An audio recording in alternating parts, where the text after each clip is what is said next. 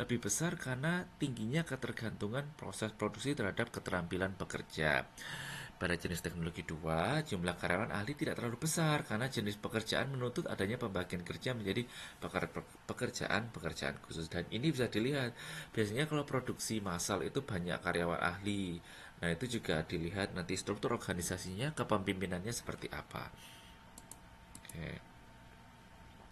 Pada jenis teknologi 3, proses dilakukan oleh mesin atau peralatan otomatis tanpa campur tangan pekerja. Nah, tingginya teknologi yang digunakan menuntut adanya karyawan dengan keterampilan tinggi walaupun tugasnya hanya mengontrol proses yang berjalan sendiri. Jadi, jenis teknologi ini juga macam-macam. Kalau jenis teknologi satu tadi dia ngomong jumlah uh,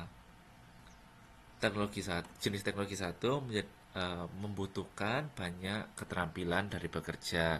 Kalau jenis teknologi 2, jumlah karyawan ahli tidak terlalu besar karena jenis pekerjaannya menuntut pembagian kerja menjadi pekerjaan-pekerjaan khusus. Kalau jenis teknologi 3, karena dia sudah otomatisasi, jadi dia butuh banyak karyawan ahli. Nah, ini seperti uh, seperti saya pernah cerita, saya pernah share di kelas ini bahwa saya tahun 2013, 2012, 2013, 2013 saya baru lulus kuliah. eh, saya melamar di PT Indolacto yang saya pernah cerita, dia produksi susu Indomilk.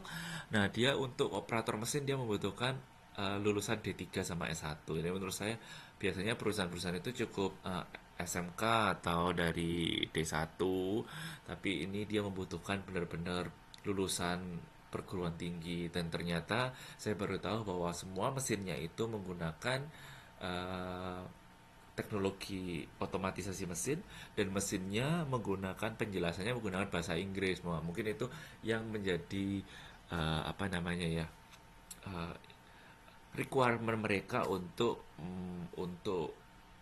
istilahnya meminta operatornya juga memiliki standar yang tinggi. Nah, ini seperti karena di teknologi 3 ini semua mesin, jadi memang dibutuhkan karyawan dengan keterampilan tinggi atau pemahaman yang lebih mendalam terhadap alur dan tata cara operasi dari mesin tersebut. Oke, tuh. Jadi pada waktu itu saya sempat cukup kaget. Wah, saya dulu tuh apply, tapi saya nggak masuk sih. Saya keterima di perusahaan lain, jadi saya apply untuk operator timbang.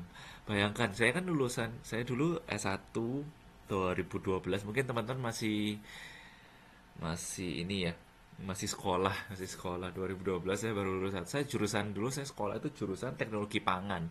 Jadi lulusannya banyak bekerja di perusahaan makanan. Nah, saya itu apply untuk operator timbang material. Bayangkan, untuk nimbang material, menimbang bahan baku, dia membutuhkan lulusan S1. Jadi saya kayak cukup, wah, eh, apa sih kenapa dia membutuhkan lulusan S1 untuk menimbang bahan baku? Bayangkan, hanya untuk menimbang bahan baku itu membutuhkan lulusan S1 pada waktu itu, tahun segitu, sekitar hampir 10 tahun, 12 tahun yang lalu. Oh, ternyata memang dia semuanya itu membutuhkan ketelitian dan membutuhkan eh, keterampilan tinggi. Nah, sedangkan saya masuk di perusahaan lain, perusahaan kecap sirup ABC. Kalau teman-teman pernah tahu, saya dulu bekerja di situ 3 tahun lebih.